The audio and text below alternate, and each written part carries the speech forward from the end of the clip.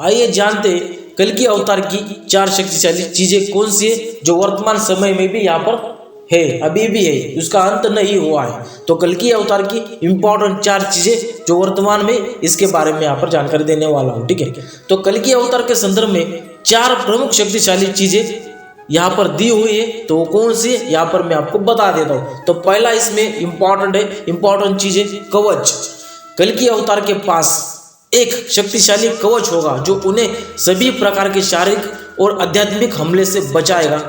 ये जो कवच होगा वो कर्ण का होगा, यानी कि कर्ण का जो भी कवच है अभी वर्तमान में शेष है, यानी कि अभी वर्तमान में है, लेकिन ये कहाँ पर है किसी को भी यहाँ पर मालूम नहीं है। कर्ण का कवच कुंडल यहाँ पर कहाँ पर है या कर्ण का कवच कहाँ पर है, अभी किसी को यहाँ पर मालूम नहीं है। जब कल की अवतार यहाँ पर लेगी तो उसके पास वो कवच चला जाएगा।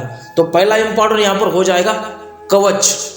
दूसरा है मणि। दूसरा कौन सा है? मणि। उनके पास एक दिव्य मणि होगी जो उन्हें असीम ऊर्जा और शक्ति प्रदान करेगी।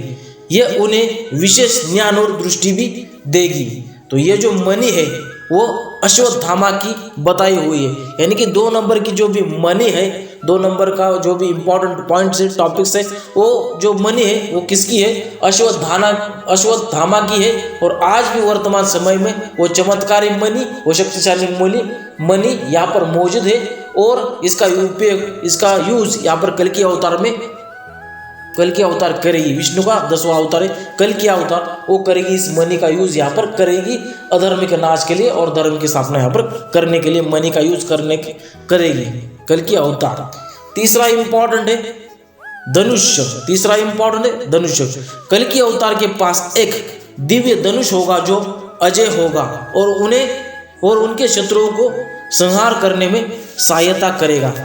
ये धनुष किसका होगा आप मुझे कमेंट सेक्शन में बता सकते हैं, या कमेंट करके बता सकते हैं कि ये धनुष जो है वो किसका होगा और वर्तमान समय में ये धनुष कहाँ पर है। आप कमेंट सेक्शन में मुझे बता सकते हैं ये धनुष किसका है। ठीक है, तो तीसरा इंपॉर्टेंट हो जाएगा धनुष। चौथा है तलवार। चौथा क्या है? तलवार। उनके पास एक शक्तिशाली तलवार भी होगी जो उन्हें दुश्मनों से लड़ने में सहायता करेगी और उनकी विजय सुनिश्चित करेगी। ये जो तलवार होगी वो स्वयं भगवान कल्कि की ही होगी, यानी कि चौथा इंपॉर्टेंट क्या है?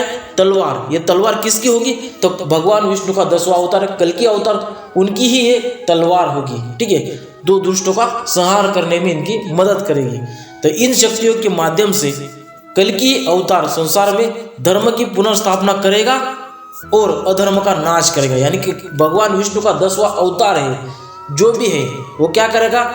अधर्म का नाश करेगा और कलयुग का अंत करेगा और धर्म की स्थापना यहाँ पर करेगा और सतयुग पुनः यहाँ पर स्थापित हो जाएगा। तो इम्पोर्टेंट जो भी चीज़ें यहाँ पर मैंने आपको बताने की कोशिश की है कि भगवान विष्णु का 10वां अवतार है कल्कि अवतार। अभी भी यहाँ पर जो शक्तिशाली 4 चीज़ें, तो कौन सी चीज़ें मैंने आपको बता दिए। तो फिर से रिवाइज करके मैं आपको बता देता हूँ कि कल्कि अवतार की वो वर्तमान समय में कौन सी 4 चीज़ें हैं तो अभी भी यहाँ पर मौजूद है। जब कल्कि अवतार लेगी तब उन चीज़ों का वो इस्तेमाल करेगी और अधर्म की नाश करेगी और धर्म की स्थापना यहाँ पर कर देगी। तो पहला उसमें बोला है कर्ण का कवच कुंडल यहाँ पर वर्तमान समय में मौजूद है, तो वो कल्कि अवतार जब आएगी तो उस कवच का भी यूज यहाँ पर करेगी। दूसरा है मणि, यानी कि अश्वत्थामा की जो भी मणि है वो वर्तमान समय में अभी भी मौजूद है, उसका भी यूज यहाँ पर करेगी कल्कि अवतार। तीसरा है धनुष। धनुष भी यहाँ पर अभी तक मौजूद है और ये धनुष किसका है आप मुझे कमेंट सेक्शन में बता सकते हैं। ठीक है, चौथा इंपॉर्टेंट है तलवार। तलवार का भी यूज यहाँ पर कल्कि अवतार में होगा और अधर्म का नाश करेगी और धर्म की स्थापना यहाँ पर कल्कि अवतार में हो जाएगी।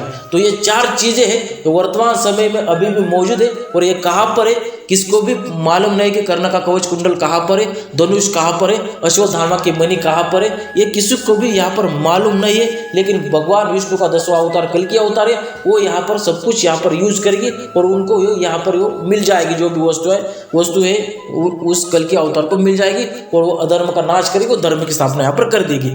तो इंपॉर्टेंट जो भी चीजें हैं इससे रिलेटेड मैंने संपूर्ण जानकारी यहाँ पर बता दी कि कल्कि अवतार की वो कौन सी 4 चीजें तो अभी भी यहाँ पर वर्तमान समय में मौजूद है।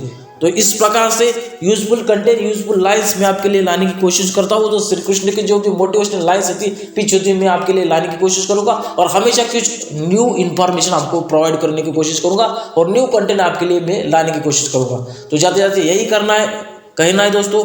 जय श्री कृष्णा और राधे राधे दोस्तों।